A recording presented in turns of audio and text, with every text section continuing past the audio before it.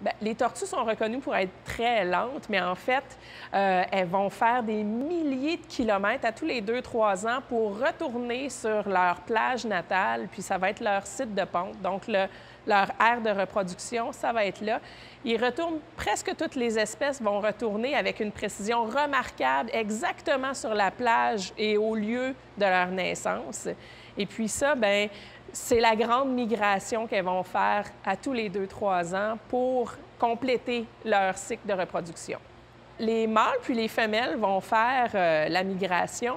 Les femelles vont pondre sur leur plage natale, puis les mâles vont rester dans les eaux côtières près du site de ponte. Puis c'est souvent l'endroit de la reproduction, c'est vraiment les eaux qui sont plus chaudes. Les femelles vont pondre une centaine d'œufs par nid et puis ils vont les placer dans le sable puis les recouvrir de sable pour l'incubation de ces œufs-là qui dure environ 2 mois.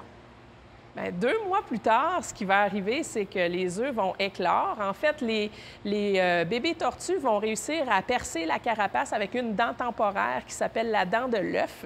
Puis, ils se servent de signaux de température pour attendre que la température baisse un peu, puis ça leur indique que c'est probablement la nuit. Puis c'est la nuit venue qu'ils vont sortir du sable pour pouvoir aller rejoindre la mer le plus vite possible. Et c'est là où ils font face à la première menace majeure, les prédateurs, les oiseaux marins qui les attendent, puis qui vont pouvoir les attaquer.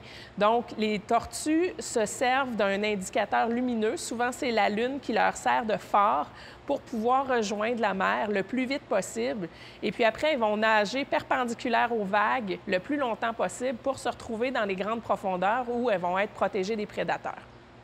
Après l'éclosion, on connaît très peu de choses sur les jeunes stades de vie des tortues. On sait qu'ils vont probablement dériver avec les débris marins puis les grands courants pour ensuite, lorsqu'elles vont être un peu plus vieilles, se retourner vers les zones d'alimentation côtière.